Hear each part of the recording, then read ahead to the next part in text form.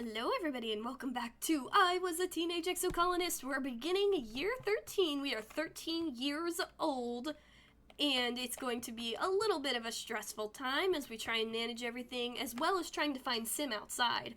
But it will probably be a little easier than before because this is when we're going to start being able to go outside and survey.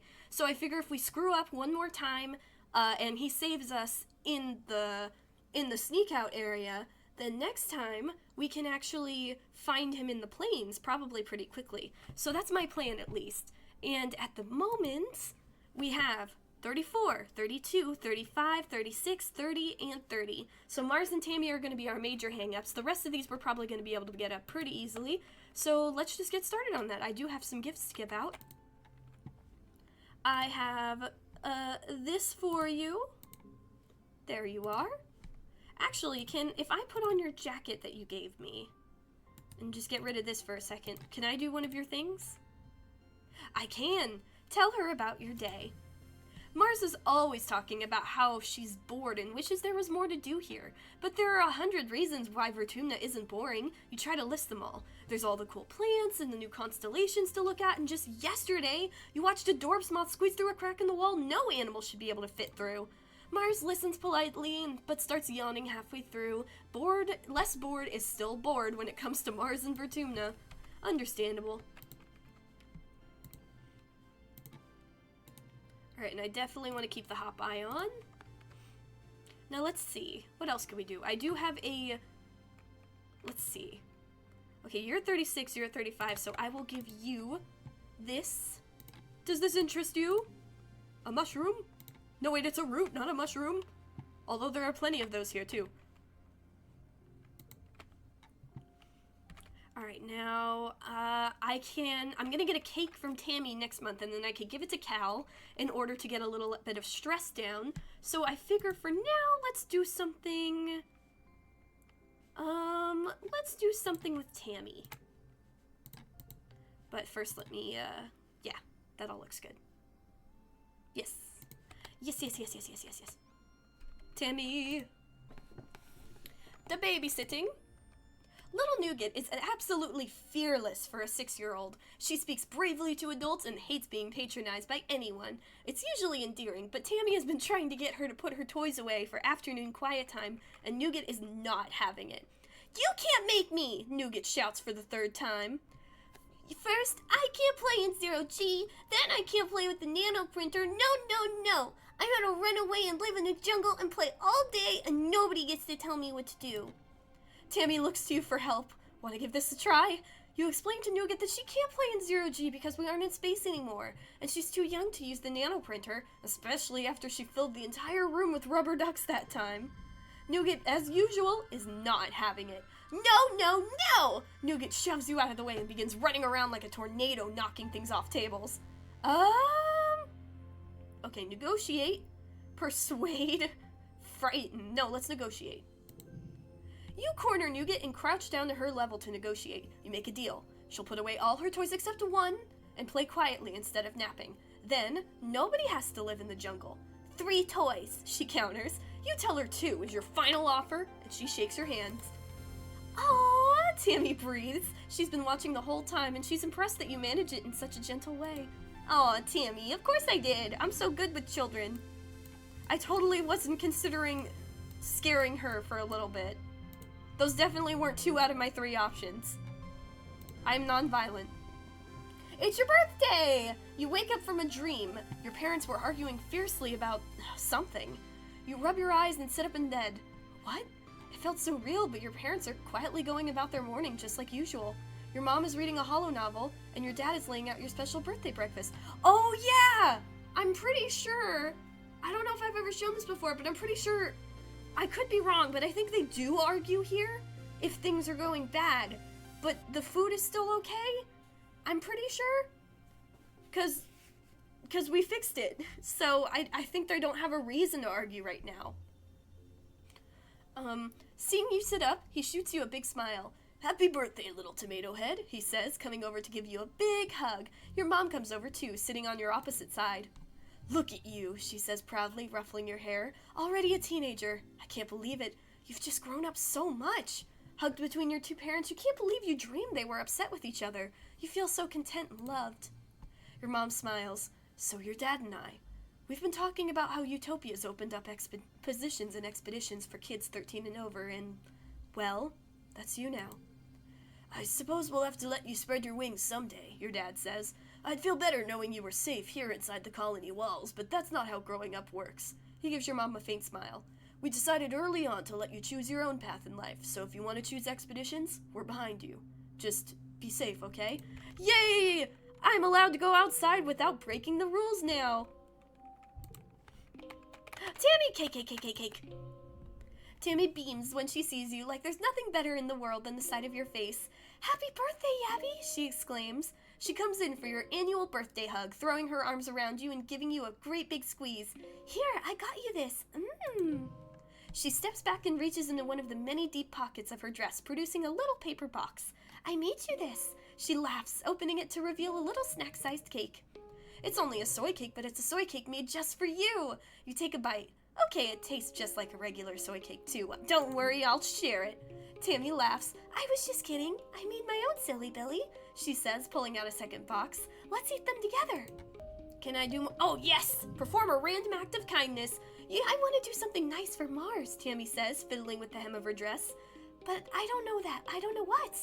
She just nanoprints whatever she needs. She snaps her fingers. I know! Why don't we ask Auntie Seaton to help put up a spa day for her? Auntie Seaton has a whole cabinet of nice smelling lotions, soap, and scented candles. She lets you choose a few of each and reserve one of the private lounge anterooms for you. Sure, Mars can buy her own lotions, but what she can't buy is the loving servitude of her friends. You help Tammy primp and pamper Mars. She's surprised and a little humbled by the attention and gives you both a genuine hug and thanks. Tammy has good instincts. She always knows what people secretly need, and Mars needed to have something nice given to her instead of having to demand it. Aw, random act of kindness indeed. Oh, nice! Tammy's doing good. Friendship. Cal is the lowest, so I figure we'll do something here, give him the cake, and then we'll go from there. So let's shovel some dirt. Hey, Squirt, your mom calls out to you. Don't you think it's time you got started thinking about what you're gonna do when you're older? You look at her in confusion. Isn't she always telling you to stay in school? I'm nowhere near ready for biology, I'm sorry, Mom. She chuckles. You gotta think about it sometime, kid. How about you join your old folks on the farm, if you think you're up for it? I don't think I'm ready. You need to brush up on your life sciences before you're ready to become a farmer. It's a complicated job. And I'm gonna be an explorer. I wanna be like Dora in the Holovids.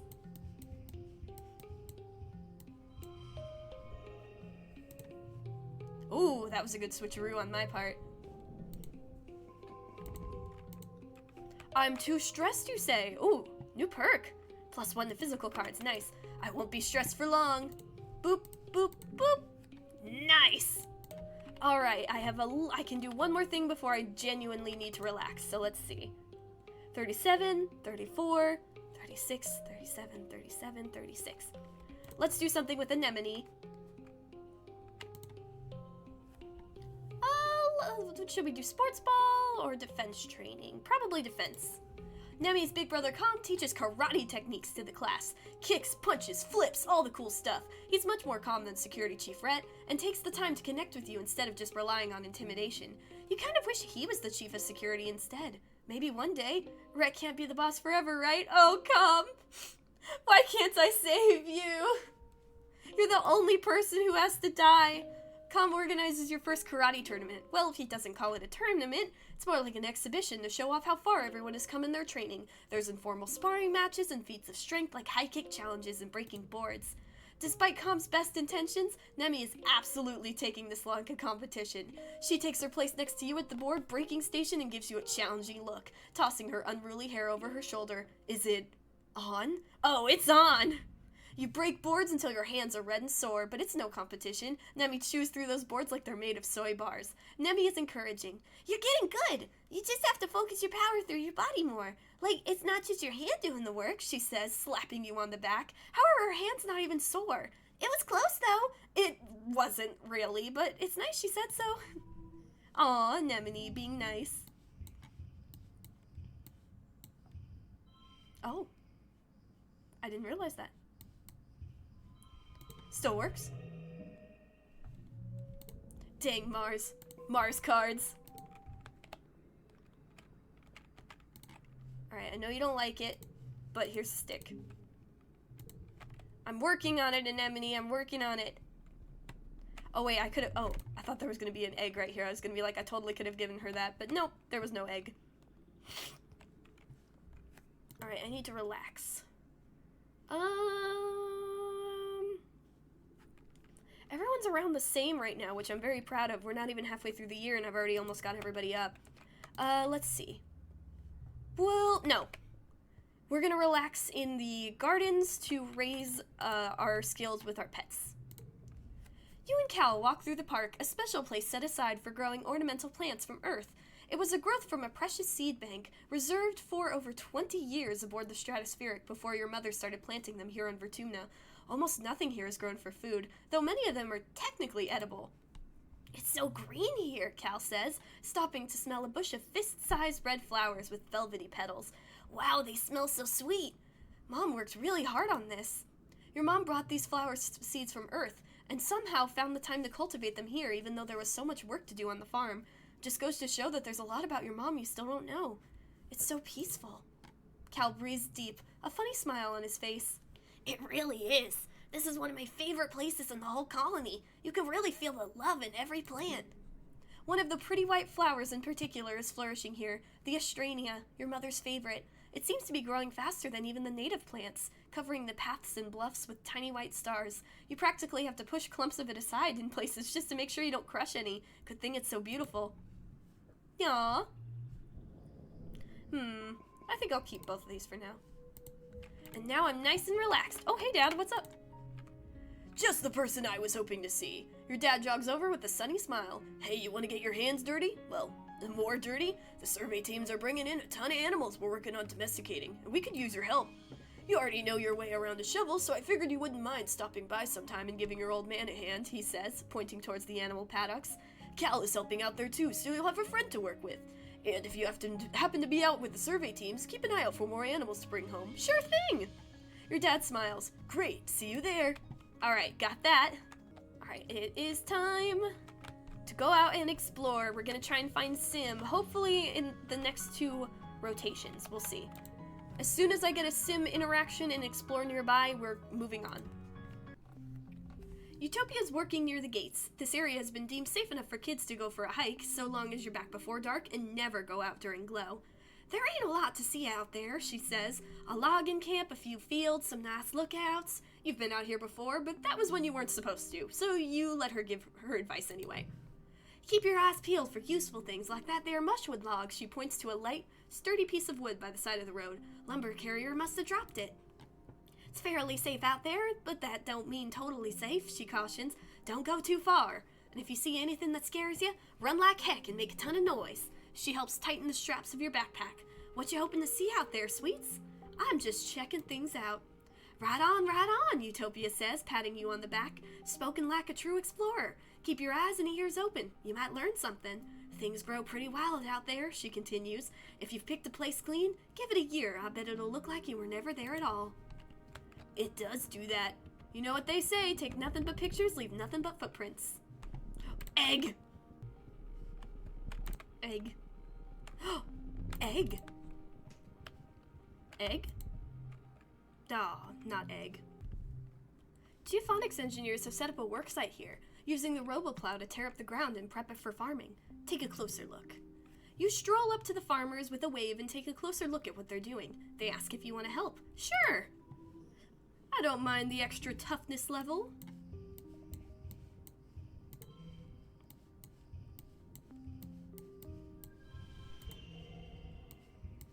Sim, can you please appear for me, please, buddy? Thank you. Oh, baby! You feel invigorated and you learn a little more about farming. Egg. Oh, you come to a bend in the path. Movement catches the corner of your eye. There's something up on top of a nearby mushroom-capped tree. You can't quite tell what it is, but is that a person? Someone is peering over the edge of the mushroom cap above you. You can't quite see their eyes, but you get an impression of long, dark hair.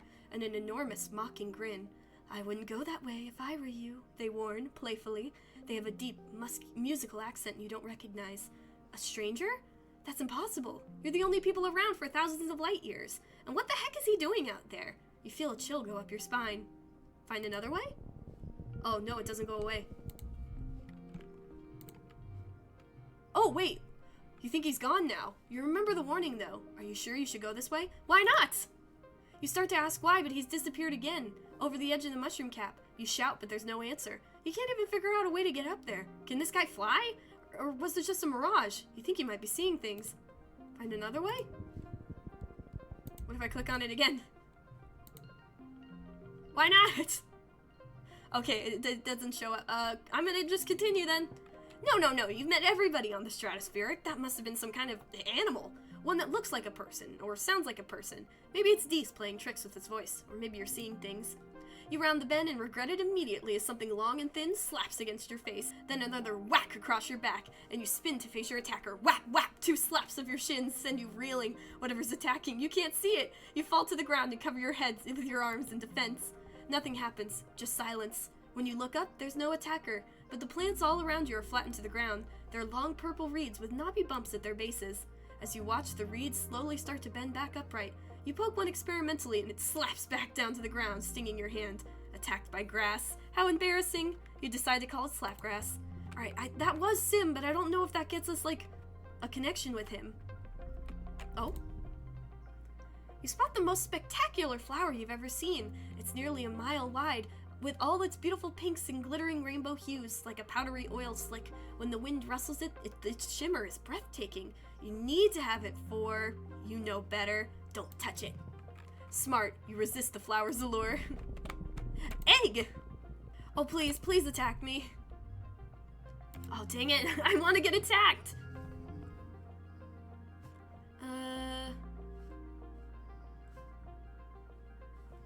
I don't think I should do this. I can probably get Sim, but if I do this, then I'm going to be 100% stressed. Oh, I forgot I could go over here. What's this? Oh, shoot, no! No.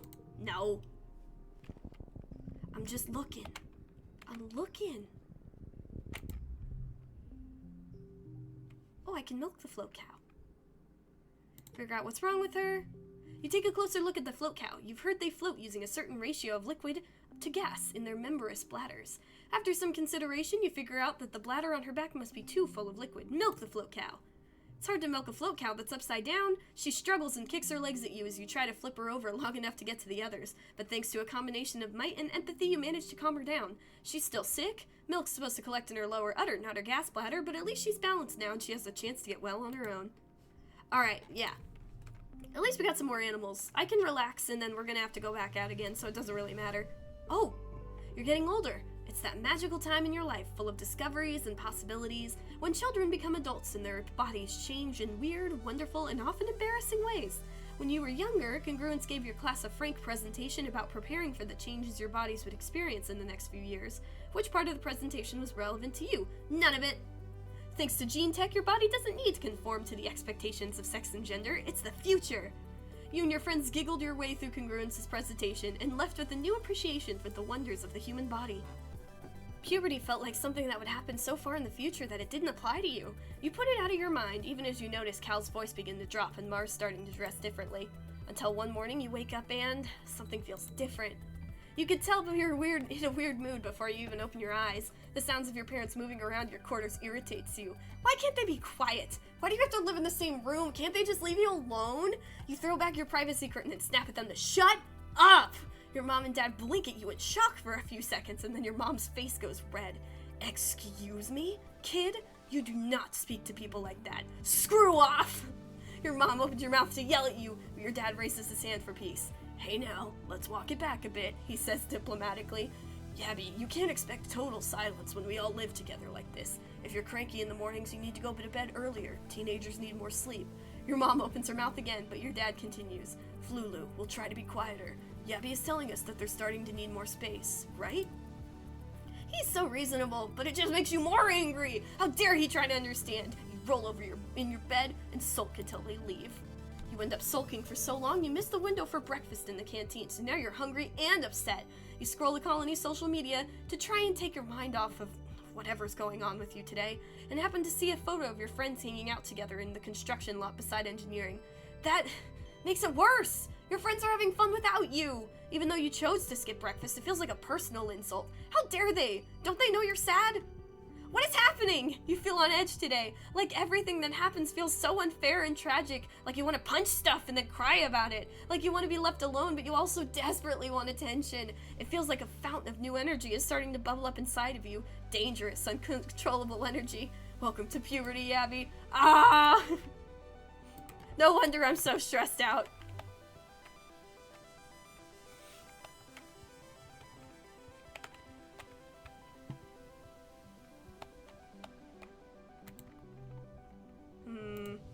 I can't even do anything. I can't even afford a cake, so we're going to have to do some relaxation again. Let's see. Well, I don't think I can give Anemone an egg. No, I can't. Cal, would you like an egg? That would bring you up to 40. Egg? Oh, he likes it. Is that an alien egg? Cal exclaims. Wow, I wonder what's inside of it. It's still warm. Maybe we can hatch it. He lifts it up and scrutinizes it. Anemone's always talking about wanting to eat a big old alien egg, he says. If it's not fertilized, I'll give it to her. She does like her eggs.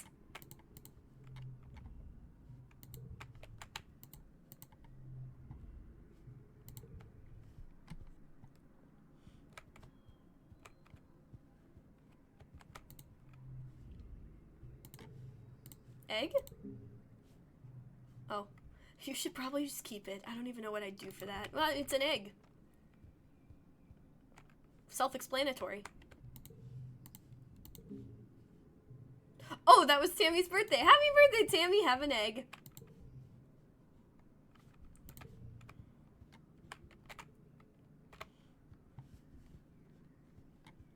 Mars, are you gonna hate the egg if I give it to you?